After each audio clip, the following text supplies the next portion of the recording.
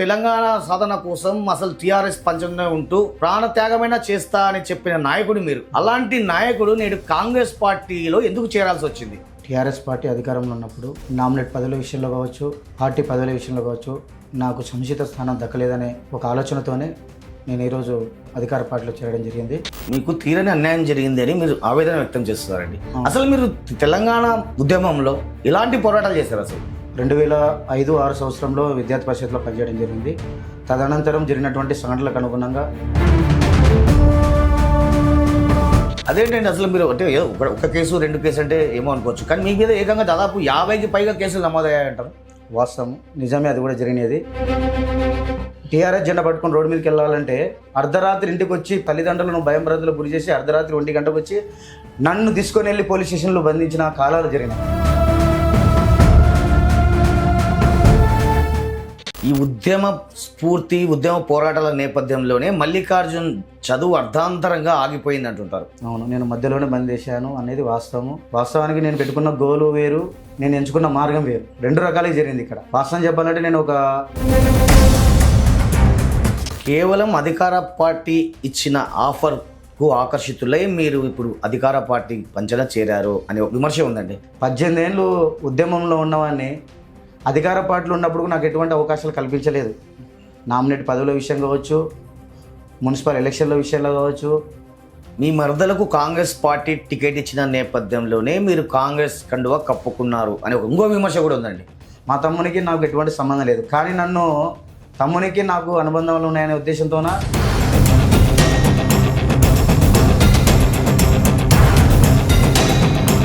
మొత్తం మీద మీకు పార్టీ కాదు ముఖ్యం, పదవే ముఖ్యం అంటారు మీరు. మేము కష్టపడి జైలు జీవితం గడిపి రోడ్ల మీద ధర్నాలు చేసి రాస్తారోకలు చేసి పోలీసులతో దెబ్బలు తిని నానా రకాల ఇబ్బందులు పడి జెండా పట్టుకుంటే నవ్విన వాళ్ళు ఉన్నారు రోడ్ల మీద. మేము ఓకే అండి, బీఆర్ఎస్లో అన్యాయం జరిగిందని కాంగ్రెస్ పార్టీ కూటికి చేరారు మీరు. కాంగ్రెస్ పార్టీలో కూడా మీకు సరైన ప్రాధాన్యం కావచ్చు, సముచిత స్థానం కావచ్చు దక్కకపోతే మరో పార్టీ మారుతారా మీరు? ఆయన ఇచ్చిన ఆదేశాలను ఖచ్చితంగా పాటిస్తూ ముందుకెళ్ళి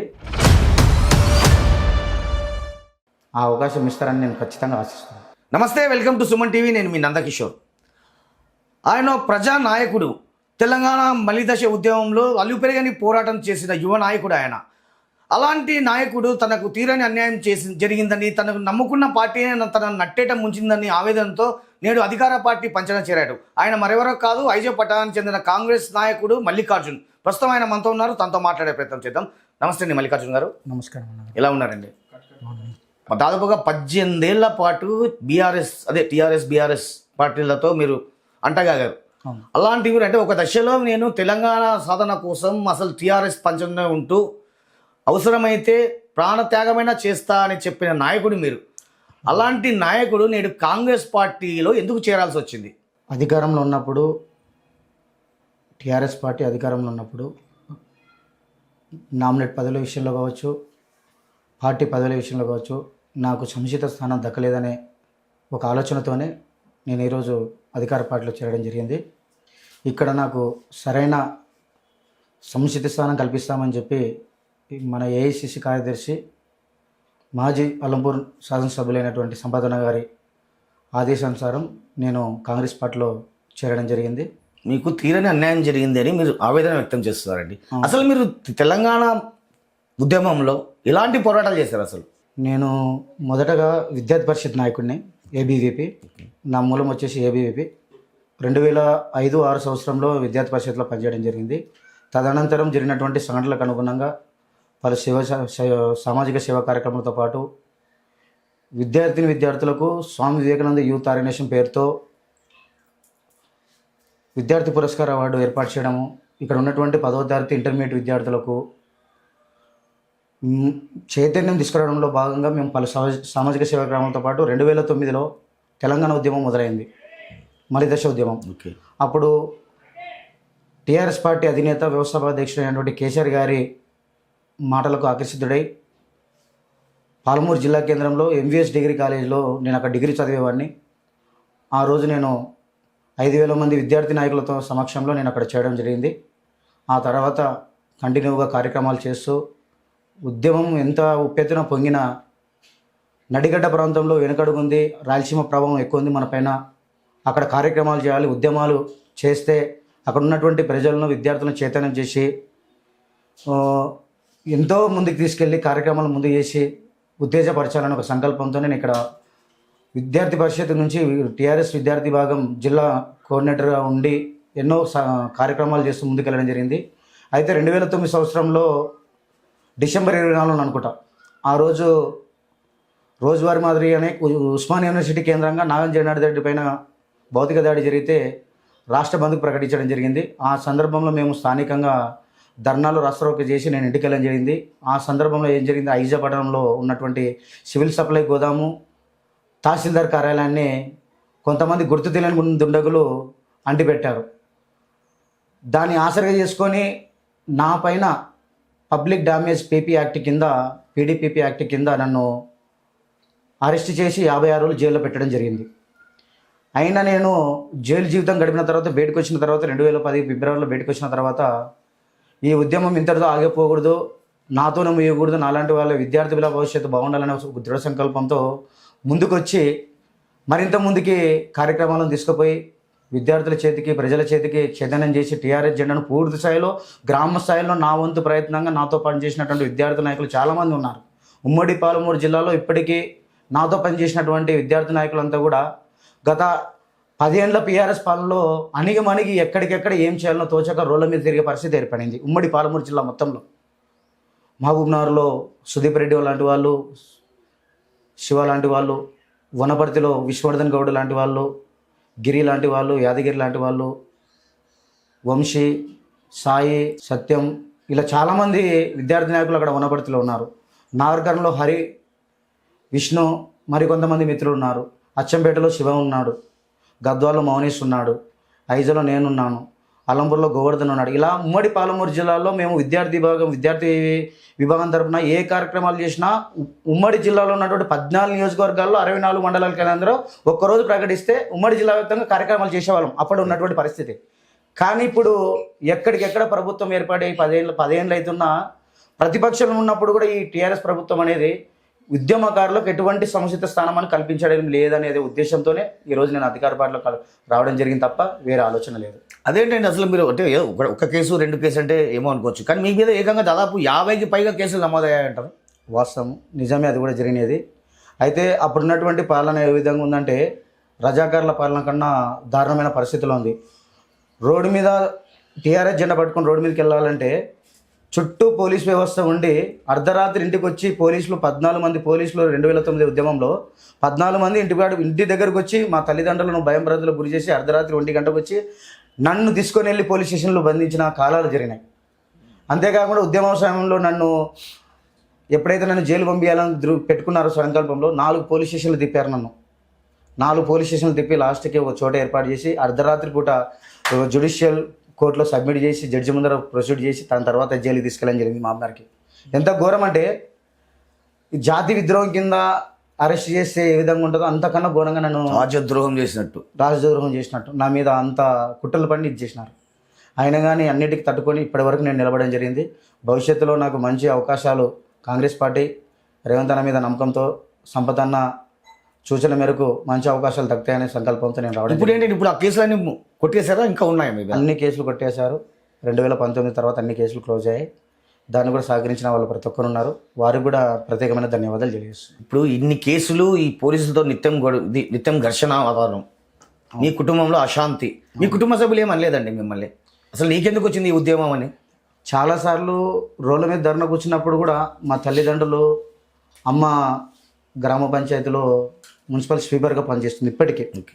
గత 25 సంవత్సరాలుగా అవుట్సోర్సింగ్ కింద చాలని జీతంతో మేము ముగ్గురు అన్నదమ్ములంలో కూడా చాలని జీతంతో మా ముగ్గురు కూడా పోషించి పెద్ద చేసింది.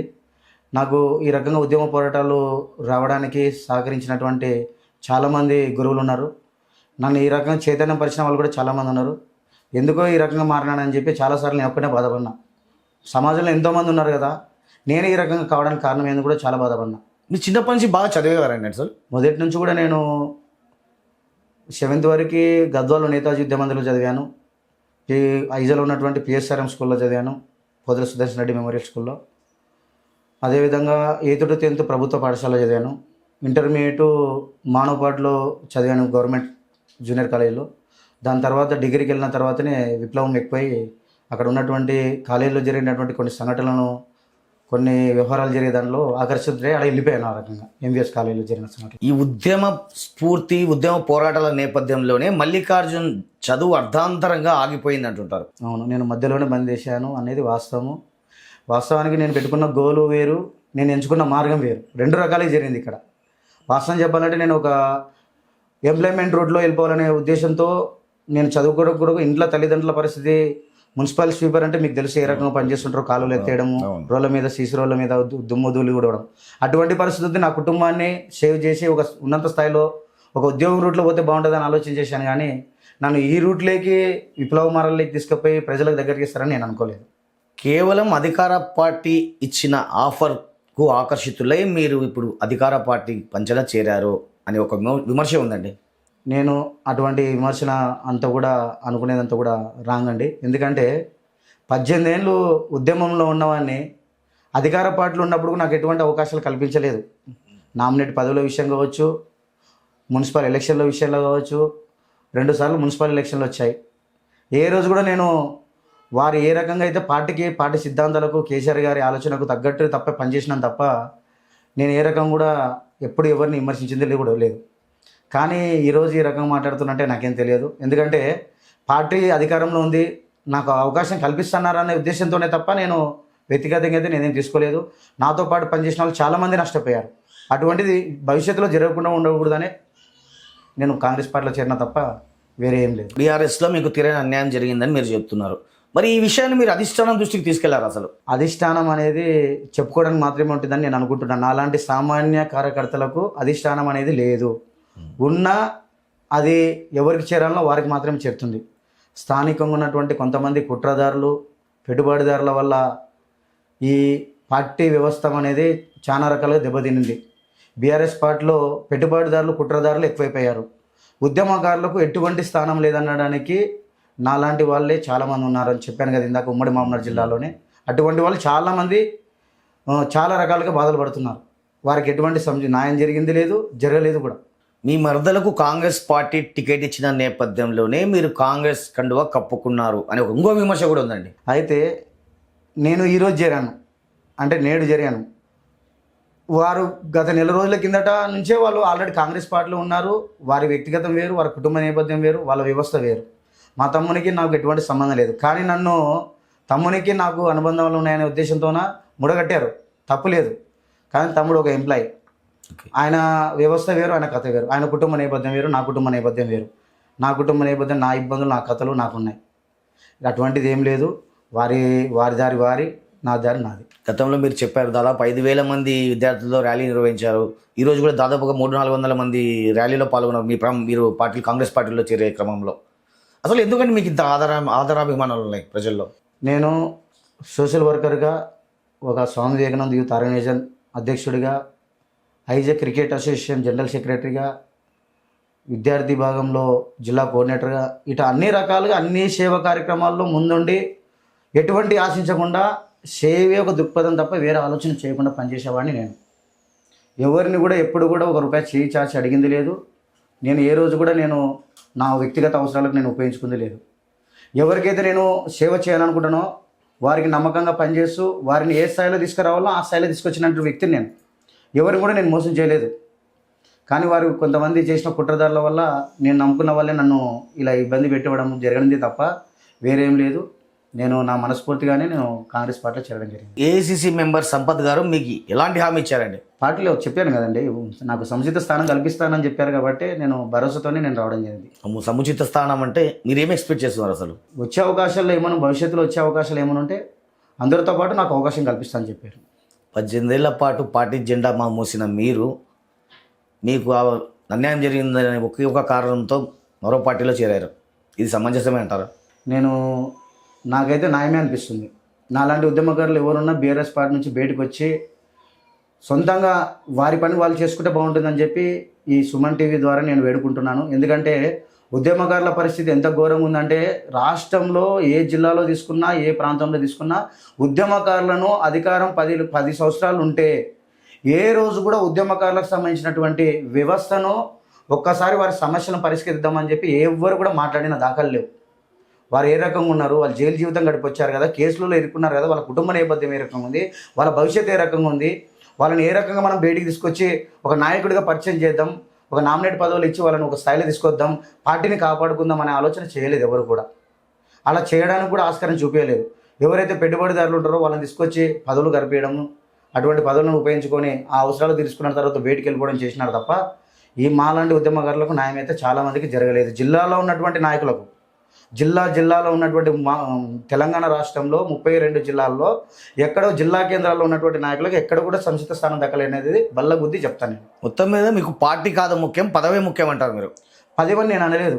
ఎందుకంటున్నా అంటే మేము కష్టపడి జైలు జీవితం గడిపి రోడ్ల మీద ధర్నాలు చేసి రాస్తారోకలు చేసి పోలీసులతో దెబ్బలు తిని నానా రకాల ఇబ్బందులు పడి జెండా పట్టుకుంటే నవ్విన వాళ్ళు ఉన్నారు రోడ్ల మీద. మేము జెండా పడితే నవ్వుతుండే ఆ కాలంలో.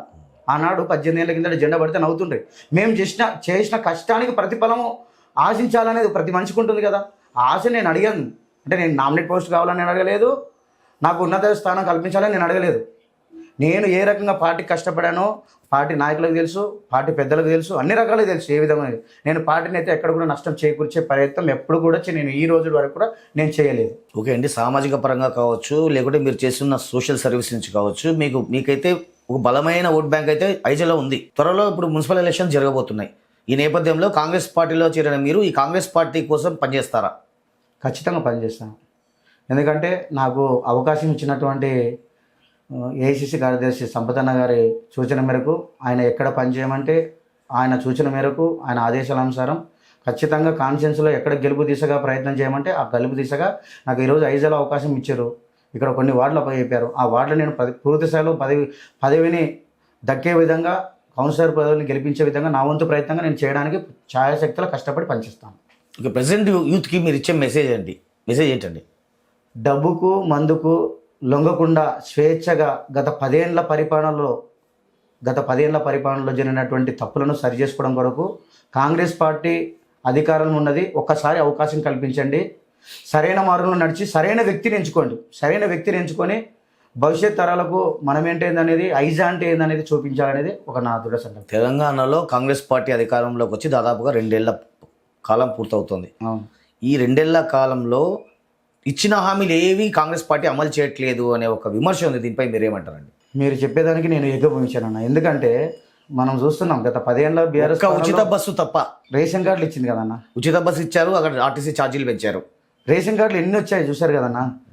నా ఇంట్లో నాకు రాలేదు ఇంతవరకు. 10 ఏళ్ళు టీఆర్ఎస్ గవర్నమెంట్లో రాలేదు. నాకు ఇప్పుడు కాంగ్రెస్ గవర్నమెంట్లో రేషన్ కార్డు వచ్చింది నాకు, నా ఫ్యామిలీకి.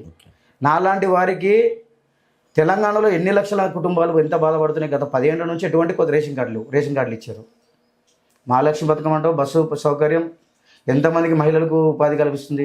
చాలా రకాల ఆర్టీసీ ఛార్జెస్ పెంచారు కదా.